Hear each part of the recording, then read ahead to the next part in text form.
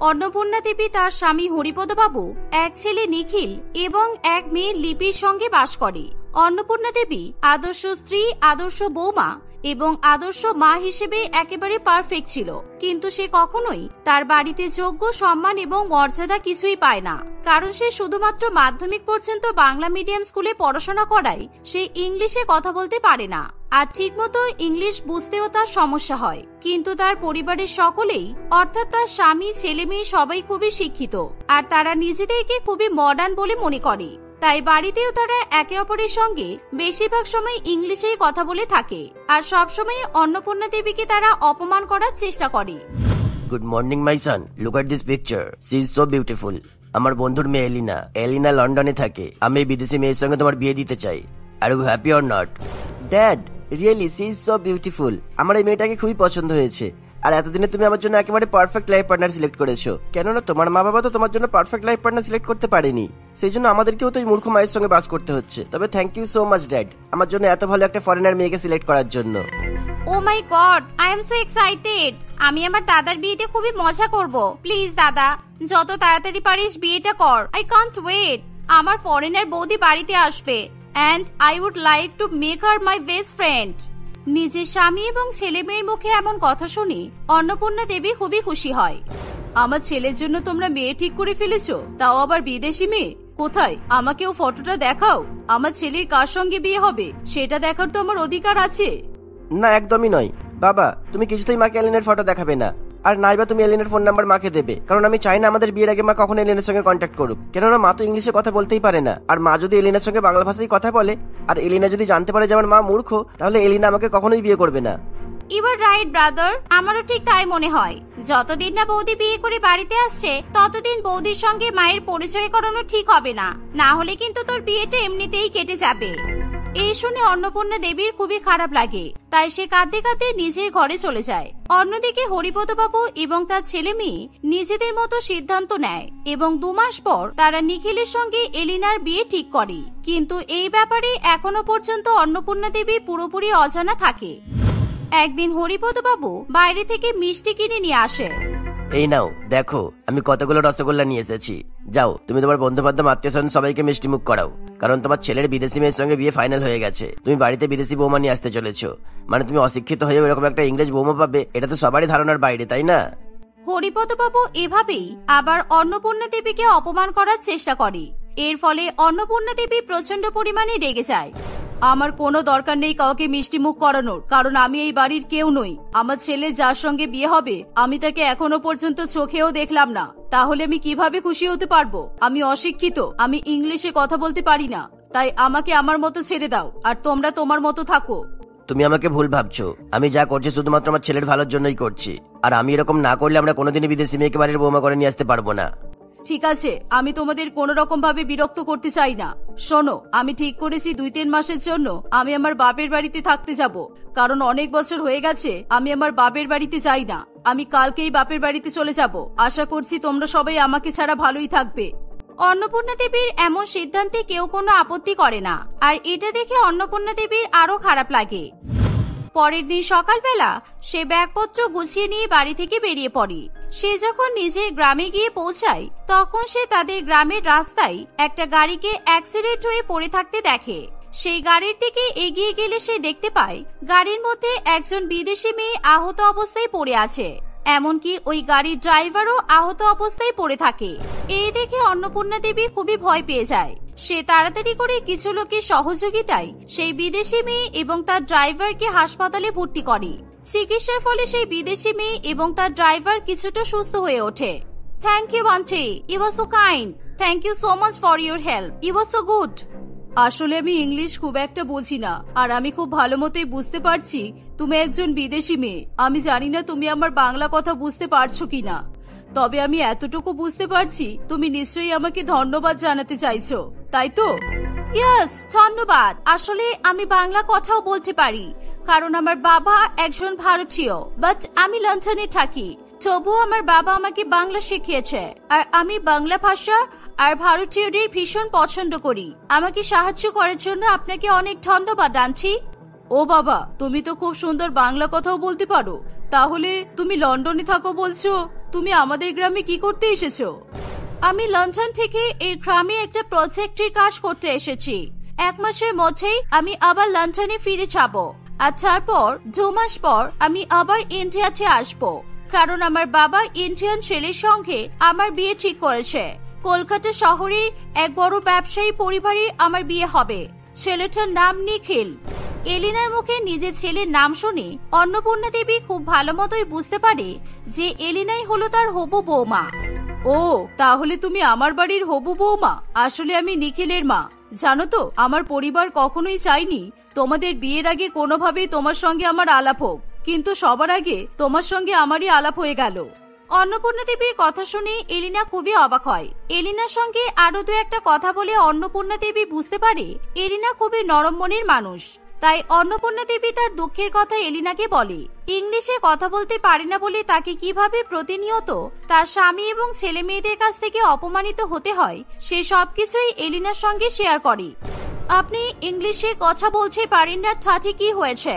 এটা তো জাস্ট একটা ল্যাঙ্গুয়েজ।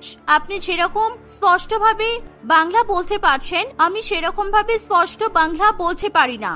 সেরকমই আমার মতো আপনি ইংলিশ বলতে পারেন না। আর এটা তো লজ্জার কোনো ব্যাপার নয়। তবে আপনি চিন্তা করবেন না, আমি 1 মাস এখন এই গ্রামে থাকবো, আর আমি আপনাকে ইংরেজি বলা শিখিয়ে দেব। এমনকি আপনি আপনার ফ্যামিলির থেকেও ভালো ইংলিশ বলতে পারবেন। সত্যি বলছো? সত্যি আমি ভালো ইংলিশ শিখতে পারবো? না না, আমার বিশ্বাস হচ্ছে না। কেন বিশ্বাস হচ্ছে না? আপনি নিশ্চয়ই ইংলিশ শিখতে পারবেন, কারণ আপনার হবু বৌমা একজন বিদেশি, আর আপনার বিদেশি বৌমা নিজের শাশুড়ি মায়ের জন্য এইটুকু তো করতেই পারে। এই শুনে অন্নপূর্ণা দেবী খুবই খুশি হয়। অন্নপূর্ণা দেবী নিজের বাপের বাড়িতে এলিনার থাকার জন্য ব্যবস্থা করে। সেদিন থেকেই এলিনা তার হবু শাশুড়ি মাকে ইংলিশ শেখাতে শুরু করে। এভাবেই দেখতে দেখতে 2-1 দিন কাটে। জানো বৌমা, আমি না খুব খুশি। আমি আজকেই আমার ছেলেকে ফোন করে বলবো আমি আমার বিদেশি বৌমার কাছ থেকে ইংলিশে কথা বলা শিখছি। আমি এবার ওদের সঙ্গেও ইংলিশে কথা বলতে পারবো। না মাছরিনলো, আপনি এরকম করবেন না, কারণ আমরা এখন ওদেরকে কিচ্ছু জানাবো না। তাহলে আমরা ওদেরকে সারপ্রাইজ দিতে পারবো। ওদের সামনে যখন আমরা একে অপরের সঙ্গে ইংলিশে কথা বলবো, তখন ওরা আমাদেরকে দেখে শক হয়ে যাবে। এলিনার আইডিয়াটা অন্নপূর্ণা দেবীর খুবই পছন্দ হয়। এভাবেই দেখতে দেখতে 1 মাস কেটে যায়। এই 1 মাসের মধ্যে অন্নপূর্ণা দেবী খুবই ভালো মতো ইংলিশে কথা বলা শিখে নেয়। 1 মাস পর এলিনা তার হবু শাশুড়ি মাকে বিদায় জানিয়ে আবার লন্ডনে ফিরে যায়। আর এদিকে অন্নপূর্ণা দেবীও নিজের বাড়িতে ফিরে আসে। সে বাড়িতে ফিরে এলেও আগের মতো এখনো বাড়ির কেউ তাকে কোনো রকমের গুরুত্ব দেয় না। দেখতে দেখতে নিখিল এবং এলিনার এঙ্গেজমেন্টের দিন চলে আসে। এলিনা তার বাবাকে সঙ্গে নিয়ে লন্ডন থেকে এদেশে চলে আসে। প্রথমবার এলিনাকে সামনে থেকে দেখতে পেয়ে হরিপদ বাবু এবং তার ছেলে মেয়ে দুজনেই খুবই খুশি হয়। ও মাই গড, তোমাকে আমি ফটোতে যেরকম দেখেছিলাম তুমি তো তার থেকেও অনেক বেশি সুন্দর। আমি খুব খুশি তোমাকে বৌদি হিসেবে পেয়ে। ওয়েলকাম টু আওয়ার হোম এলিনা, চলো আমরা ওদিকে বসে কথা বলি। এই বলে নিখিল এবং লিপি এলিনাকে অন্য ঘরে নিয়ে চলে যায়। এই সুযোগে হরিপদ বাবু অন্নপূর্ণা দেবীর কাছে এসে বলে, দেখো আমাদের বিদেশি বৌমা আর ওর মা বাবা কিন্তু আমাদের বাড়িতে চলে এসেছে। বিয়ে পর্যন্ত আমাদের বাড়িতেই থাকবে। তুমি কিন্তু আমাদের হবু বৌদির সঙ্গে কোনো রকমের কথা বলবে না, আর বাংলায় তো কথা বলতেই যাবে না, আর ভুল করে ইংলিশে কথা বলার পাকামিও করবে না, কারণ তুমি ভুলভাল ইংলিশ বলে ফেললে আমাদের আর মান সম্মান থাকবে না। আর হ্যাঁ, যদি এলিনার কোনো কথা তুমি বুঝতে না পারো তাহলে তুমিও চুপ করে থাকবে। এই শুনে অন্নপূর্ণা দেবী কোনো কথা বলে না। সে সকলের জন্য চা কফি বানিয়ে নিয়ে চলে যায়। এই নাও, আমি সবার জন্য চা নিয়ে এসেছি। Hey Elena, here is your coffee. I know you love cold coffee. I missed you so much, dear, and I missed those days very much spent with you in our village. Hey mother-in-law, I missed you too. How are you? I am fine, dear. What's about you? এভাবে এলিনা এবং অন্নপূর্ণা দেবীকে একে অপরের সঙ্গে ইংলিশে কথা বলতে দেখে নিখিল এবং তার বাবা ও বোন প্রচন্ড পরিমাণে অবাক হয়। তারা ব্যাপারটা কিছুতেই ঠিকমতো ধরতে পারে না। মা, তুমি এলিনাকে আগে থেকে কিভাবে চিনলে? তুমি তো গ্রামের বাড়িতে গিয়েছিলে, ওখানে তোমার এলিনার সঙ্গে কিভাবে দেখা হলো? আর সবচেয়ে বড় কথা, তুমি এত ভালো ইংলিশ কিভাবে শিখলে? এলিনা নিখিল এবং তার পরিবারকে সত্যি কথা বলে। এলিনার মুখে সমস্ত কিছু শুনে তারা আসল ঘটনা বুঝতে পারে। আমি একটা কথা বলতে চাই, আমার শাশুড়ি মা ইংলিশে কথা বলতে পারে না বলে তোমরা আমার শাশুড়ি মাকে পছন্দ করো না, আর আমার মনে হয় তোমাদের বাড়িতে আমার বিয়ে করা উচিত হবে না। কারণ আমি ভালো বাংলা বলতে পারি না। একটা সময় তোমরা অথবা তোমাদের আত্মীয় স্বজন আমাকেও বাংলা না পারার জন্য অপমান করবে, আর আমি কিছুতেই এটা মেনে নিতে পারবো না। এরকম বলো না এলিনা। হ্যাঁ, আমরা মানছি আমরা আমাদের মায়ের সঙ্গে এতদিন পর্যন্ত অন্যায় করেছি। মা ইংলিশে কথা বলতে পারে না বলে আমরা মাকে কখনোই যোগ্য সম্মান আর মর্যাদা দিইনি, কিন্তু বিশ্বাস করো আমরা আমাদের মায়ের সঙ্গে কখনোই খারাপ ব্যবহার করবো না। বৌমা, তুমি বেকার বেকার আমার ছেলেটাকে আর কষ্ট দিও না। আর তুমি চিন্তা করছো কেন? তুমি যেরকম আমাকে ইংলিশ শিখিয়েছো, আমি সেরকম ভাবেই তোমাকে পারফেক্ট বাংলা কথা বলতে শিখিয়ে দেব। আর আমি থাকতে এই বাড়িতে তোমাকে কেউ কখনো অপমান করতে পারবে না। ওকে, শুধুমাত্র আপনি বলছেন বলে আমি আপনার ছেলেকে বিয়ে করতে রাজি হচ্ছি, কারণ আপনাকে শাশুড়ি মা হিসেবে আমার খুবই পছন্দ। আমার তো মা নেই, তাই আমি বিয়ের পর আপনার কাছ থেকে মায়ের ভালোবাসা পেতে চাই। Love you mother in law. এইভাবে অন্নপূর্ণা দেবীকে এলিনার কাছ থেকে এত সম্মান এবং ভালোবাসা পেতে দেখে নিখিল এবং তার বাবা ও বোন নিজেদের ভুল বুঝতে পারে। তারা খুবই লজ্জিত হয়ে অন্নপূর্ণা দেবীর কাছে ক্ষমা চায়। অন্নপূর্ণা দেবীও তাদের সবাইকে ক্ষমা করে দেয়। কিছুদিনের মধ্যেই নিখিলের সঙ্গে এলিনার খুবই ধুমধাম করে বিয়ে হয়। এভাবেই বিদেশি বৌমা বাড়িতে নিয়ে এসে অন্নপূর্ণা দেবীর খুশির কোনো ঠিকানা থাকে না। তারা সকলে মিলে হাসি খুশি বসবাস করতে থাকে। স্বপ্না দেবীর দুই বৌমা সুচরিতা এবং পারমিতাকে নিয়ে তার সংসার, কিন্তু দুই বৌমার মধ্যে একটাই সমস্যা। বড় বৌমা সুচরিতাকে দেখতে কুৎসিত ছিল, অন্যদিকে ছোট বৌমা পারমিতা দেখতে একেবারে বিশ্ব সুন্দরীর থেকেও অপূর্ব। ফলে স্বাভাবিকভাবেই শাশুড়িমা সুন্দর বৌমার রূপের প্রশংসা করতে কোনো ঘাটতি রাখে না।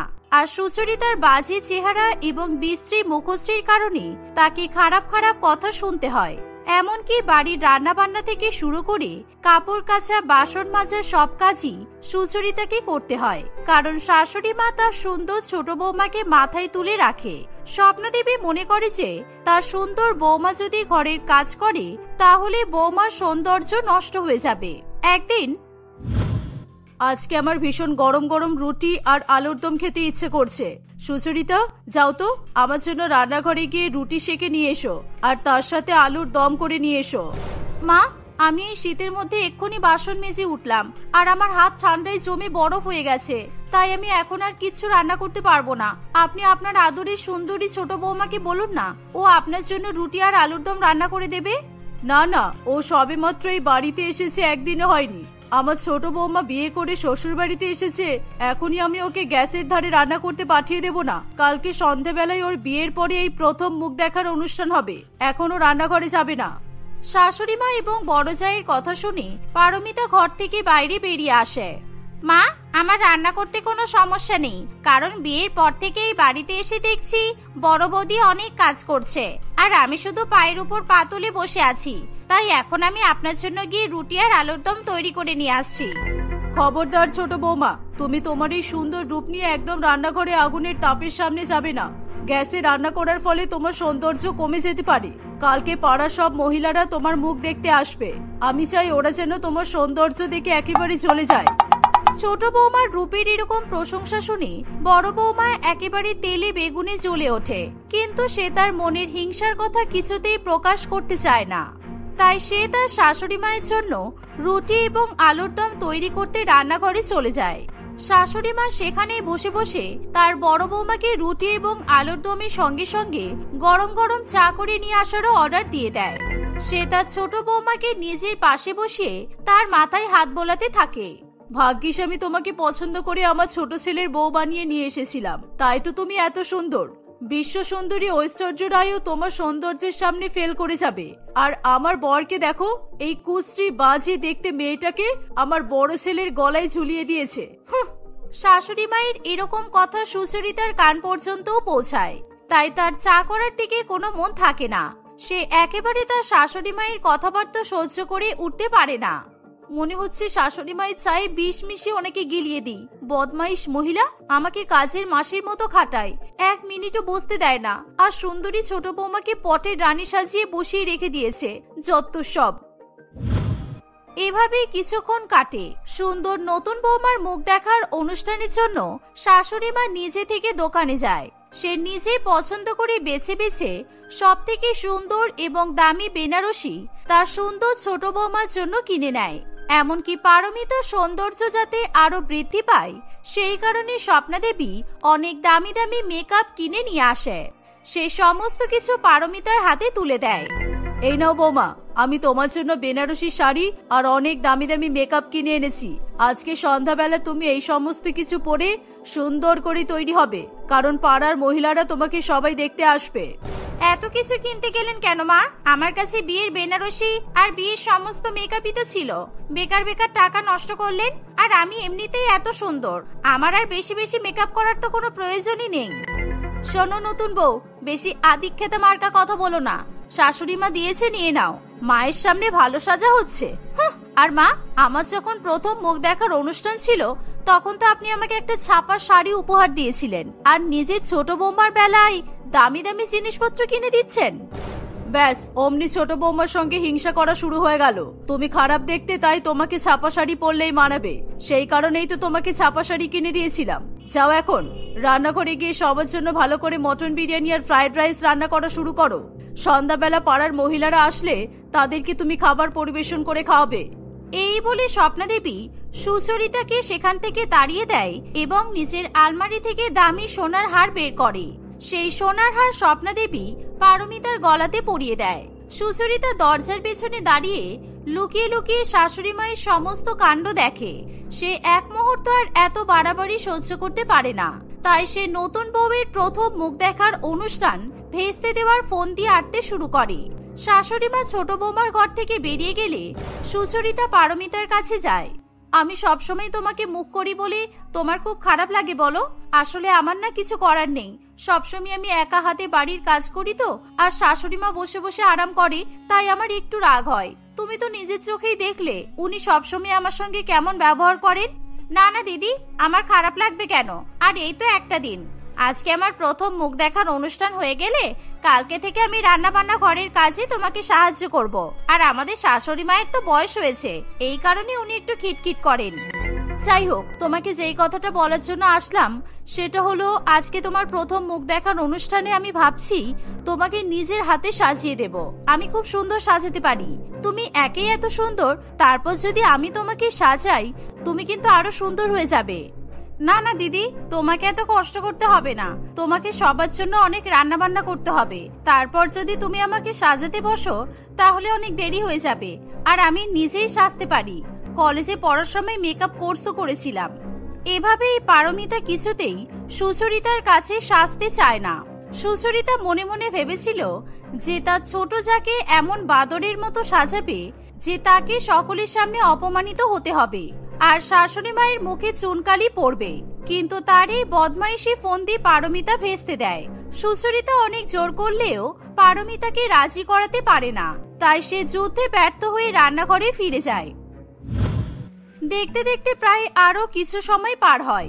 বিকেল বেলা, সন্ধ্যা 7টার সময় পাড়ার সবাই আমাকে দেখতে চলে আসবে। তাড়াতাড়ি করে নিজের জন্য মুলতানি মাটির ফেস প্যাকটা বানিয়ে নি। ছোটবেলা থেকে এই ফেস প্যাকটা মাখি বলে আমি এত সুন্দর। এই বলে পারমিতা আয়নার সামনে দাঁড়িয়ে দাঁড়িয়ে বাটিতে করে মুলতানি মাটি, গোলাপ জল এবং দুধ নিয়ে একটি ভালো করে ফেস প্যাক বানায়। ঠিক তখনই সুচরিতা ইচ্ছা করে পারমিতাকে রান্নাঘরে ডাক দেয়। পারমিতা সেই ফেস প্যাক রেখে রান্নাঘরে যায়। কি হলো দিদি, আমাকে ডাকছো? এখনো তোমার সাজগোজ শেষ হলো না? এই কারণেই বলেছিলাম যে আমি তোমাকে সাজিয়ে দেব। যাই হোক, তুমি যখন সাজবে না তখন আমারও তোমাকে সাজিয়ে দেওয়ার কোনো ইচ্ছা নেই। আর এখন শাশুড়ি মা পার্কে হাঁটতে গেছে, এই সুযোগে তুমি একটু আমাকে রান্না বান্নাতে হেল্প করে দাও তো, আমি ঘরে গিয়ে একটু ঘুমিয়ে নিই। ঠিক আছে দিদি, তুমি যাও, তুমি রেস্ট করো, আমি বাদ বাকি রান্না বান্নাগুলো করে নিচ্ছি। সুচরিতা এভাবেই পারমিতা সব রান্না বান্না করে নেয়। পারমিতা যে শুধুই সুন্দর তাই নয়, তার হাতে রান্না বান্নাও যথেষ্ট ভালো। আর স্বপ্না দেবী বাড়ি ফিরে আসার আগেই পারমিতা ঝটপট করে সব রান্না করে নেয়। যাই, এবার তাড়াতাড়ি করে গিয়ে মুখে ফেস প্যাকটা লাগিয়ে নিই, না হলে আমার ফেস প্যাক শুকিয়ে যাবে। আর বেশি দেরি করে ফেস প্যাক মাখলে মুলতানি মাটির কোনো কাজও হবে না। এই বলে পারমিতা নিজের ঘরে যায়। সে আয়নার সামনে দাঁড়িয়ে ভালো করে মুখের মধ্যে ফেস প্যাক লাগায়। মুলতানি মাটির ফেস প্যাক লাগানো মাত্রই পারমিতার মুখ ভীষণ পরিমাণে জ্বলে ওঠে। সে মুখে জ্বালা পোড়া কিছুতেই সহ্য করতে পারে না। আমার মুখ ভীষণ পরিমাণে জ্বলছে।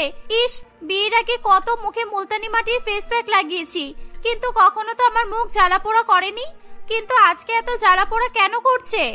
পারমিতা তাড়াতাড়ি করে বাথরুমে গিয়ে নিজের মুখ ধুয়ে নেয়। সে যখন আয়নার সামনে এসে দাঁড়ায় তখন পারমিতা দেখে যে তার মুখের মধ্যে লাল লাল ছোপ হয়ে গেছে। একেই তার গায়ের রং ফর্সা, আর তার উপর মুখে লাল লাল ছোপ যেন চাঁদের গায়ে কলঙ্ক বলে মনে হয়। পারমিতার মুখের সৌন্দর্য এই লাল দাগের কারণে একেবারে নষ্ট হয়ে যায়, তাই সে খুবই ভয় পেয়ে যায়। ইস, আমার মুখের একই অবস্থা হয়েছে, এবার আমি কি করে সবার সামনে যাব? একটু পরেই তো পাড়ার সবাই আমাকে দেখতে চলে আসবে। শাশুড়ি মা যদি জানতে পারে আমার সৌন্দর্য নষ্ট হয়ে গেছে তাহলে তো আমাকে ভীষণ বকাবকি করবে। পারমিতা কি করবে কিছুই বুঝতে না পেরে নিজের মুখে বেশি বেশি করে মেকআপ লাগাতে থাকে। সে ফাউন্ডেশন, কনসিলার, এমনকি কালার কারেক্টর ব্যবহার করলে তার মুখের এরকম লাল লাল দাগ কিছুতেই যেতে চায় না। তাই সে তাড়াতাড়ি করে বেনারসি শাড়ির আঁচল দিয়ে নিজের মুখটা ঢেকে নেয়। ইতিমধ্যে পাড়ার সকল মহিলারা পারমিতাকে দেখতে চলে আসে। সুচরিতা তাদেরকে চা এবং জলখাবার পরিবেশন করে। এখন আমিও দেখব যে কিভাবে ওই পারমিতার লাল দাগ বিচ্ছিরি বাদরের মতো মুখ নিয়ে সবার সামনে আসে। আজকে বিকেলবেলা ভাগ্যিস আমি ওকে নাটক করে রান্নাঘরে ডেকেছিলাম, আর তারপর আমি যেটা করেছি। আসলে পারমিতা রান্নাঘরে যখন রান্না করছিল তখন সুচরিতা ইচ্ছা করে তার সুন্দর ছোট জায়ের ঘরে যায়। সে দেখে যে ড্রেসিং টেবিলের উপর একটি মুলতানি মাটির প্যাক রাখা আছে। সেই প্যাকের মধ্যে সুচরিতা বদমাইশি করে বিছুটি পাতার রস মিশিয়ে দেয়, তাই সেই মুলতানি মাটির প্যাক একেবারে বিষাক্ত হয়ে যায়। সুচরিতা তাড়াতাড়ি করে সেই ঘর থেকে পালিয়ে গেলে পারমিতা নিজের ঘরে এসে নিজের অজান্তেই সেই মুলতানি মাটির প্যাক মুখে লাগিয়ে নেয়, আর তার মুখের এরকম খারাপ অবস্থা হয়ে যায়। কিন্তু এই ঘটনা সে কাউকেই জানাতে পারে না। কিছুক্ষণ পর পারমিতার স্বামী সুজয় পারমিতাকে সকলের সামনে নিয়ে যাওয়ার জন্য ঘরে আসে। কি হলো পারমিতা, তুমি এরকম ঘোমটা দিয়ে মুখটা ঢেকে আছো কেন? তোমাকে আজকে সবাই তো দেখতে এসেছে, তাই ঘোমটা খুলে ফেলো। না না, আমাকে আজকে মা ফোন করেছিল। মা বলেছে সবার সামনে মুখে ঘোমটা দিয়ে রাখতে, না হলে নিজের শ্বশুর বাড়ির অমঙ্গল হতে পারে, তাই আমি এরকম ভাবেই সবার সামনে যাব। সুজয় পারমিতাকে নিয়ে সবার সামনে যায়। পারমিতার এরকম অবস্থা দেখে সুচরিতার মনে মনে খুবই হাসি পায়। শাশুড়ি মা নিজের সুন্দর ছোট বৌমার মুখে এরকম ঘোমটা কিছুতেই পছন্দ করে না, তাই কিছুক্ষণের মধ্যেই সে পাড়ার মহিলাদের নিজের সুন্দর বৌমার মুখ দেখাবে বলে ঘোমটাটা তুলে দেয়। সেই মুহূর্তে পারমিতার চাঁদের মতো সুন্দর মুখ সকলের সামনে বেরিয়ে আসে, যেই মুখে লাল দাগের একটা ছিটে ফোঁটাও থাকে না। সকলে পারমিতার এরকম সুন্দর রূপের অনেক প্রশংসা করে। আমার মুখে আর কোনো লাল দাগ নেই, তার মানে বেশি বেশি মেকআপ করার ফলে ওই মুলতানি মাটির বাজে রিয়াকশন কেটে গেছে। ধন্যবাদ ঈশ্বর, আমি আজকে বেঁচে গেছি। ঠিক তখনই পারমিতা বুঝতে পারে যে তার বড় জায়ের মুখের রং উড়ে গেছে। তার চোখে মুখে একেবারে হিংসার আগুন ফুটে ওঠে, যা দেখে পারমিতা এক মুহূর্তেই বুঝে যায় যে সুচরিতাই পারমিতার সৌন্দর্য নষ্ট করে দেওয়ার জন্য কোনো প্ল্যানিং করেছিল। কিন্তু সকলের সামনে পারমিতা তা প্রকাশ করে না। তার মুখ দেখানোর অনুষ্ঠান ভালোভাবে সফল হয়ে গেলে ছোট বৌমা সুচরিতার কাছে যায়।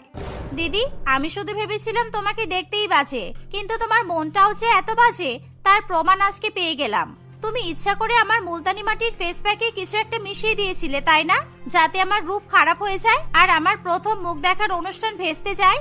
আমি কেন তোমার মুলতানি মাটির ফেস প্যাকে বিছুটি পাতা মেশাতে যাব? হ্যাঁ, এই বলে সুচরিতা নিজের জিভ কেটে ফেলে। পারমিতা নিজের মুখে একবারও উচ্চারণ করেনি যে মুলতানি মাটির ফেস প্যাকে বিছুটি পাতা মেশানো ছিল। সুচরিতা নিজেই ভুল করে সেটা স্বীকার করে। দেখলে, তুমি নিজেই প্রমাণ পেলে যে তুমি আমার মুলতানি মাটির ফেস প্যাকে বিছুটি পাতা মিশিয়েছিলে। আমি কিন্তু তোমাকে একবারও বিছুটি পাতার কথা বলিনি।